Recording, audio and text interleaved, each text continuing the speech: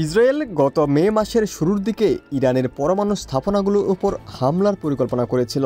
তাদের লক্ষ্য ছিল ইরানের পারমাণবিক অস্ত্র তৈরির সক্ষমতা 1 বছর বা তার বেশি সময়ের জন্য পিছিয়ে দেওয়া।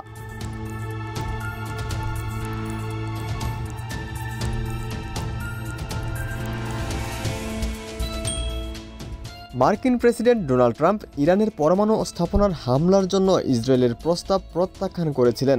16 April the new York Times এক প্রতিবেদনে এমন তথ্য জানিয়েছে। হোয়াইট হাউসের কর্মকর্তা সহ সংশ্লিষ্ট সূত্রের বরাতে পত্রিকাটি জানায়, ট্রাম্প বরং তেহরানের সঙ্গে একটি নতুন চুক্তির পথে এগোনোর সিদ্ধান্ত নিয়েছেন। সমন্বিত বিমান হামলা ও কমান্ডো অভিযানের চিন্তাভাবনার পর ইসরায়েল একটি বিস্তৃত বোমা বর্ষণ অভিযানের প্রস্তাব দেয়, যা 1 সপ্তাহের বেশি সময় ধরে চলতে পারত।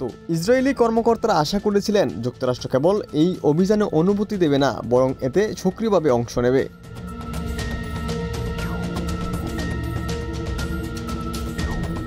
তবে চলতি মাসের শুরুর দিকে হোয়াইট হাউসে মোটামুটি ঐকমত্যের পর ট্রাম্প এই পরিকল্পনা নাকচ করে দেন।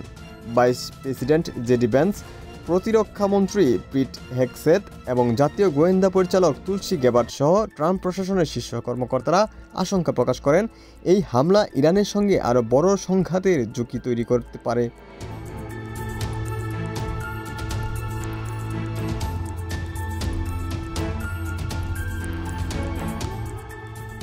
গত বছর এপ্রিল ও অক্টোবরে ইরান ও ইসরায়েল পাল্টাপাল্টি হামলা চালায়। এতে এই দুই আঞ্চলিক প্রতিদ্বন্দ্বীর মধ্যে উত্তেজনা আরও বেড়ে যায়।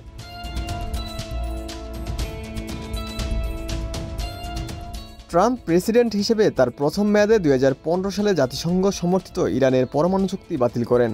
তিনি তেহরানের বিরুদ্ধে গোপনে চুক্তি ভাঙার অভিযোগ তোলেন এবং পুনরায় নিষেধাজ্ঞা জারি করেন। এর জবাবে ইরানও চুক্তির শর্ত মানার বিষয়টি কমিয়ে দেয় এবং ইউরেনিয়াম সমৃদ্ধকরণ কার্যক্রম বাড়িয়ে দেয়।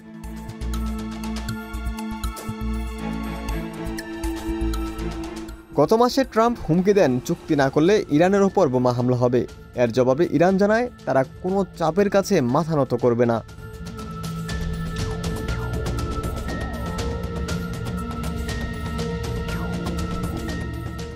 তবুও এ ধরনের উত্তপ্ত বক্তব্যের মাঝেও যুক্তরাষ্ট্র ও ইরান শনিবার ওমানের প্রথম দফা বৈঠকে বসে।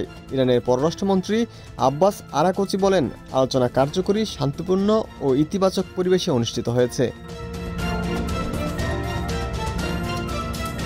ওমর ফারুক, ঢাকা প্রকাশ।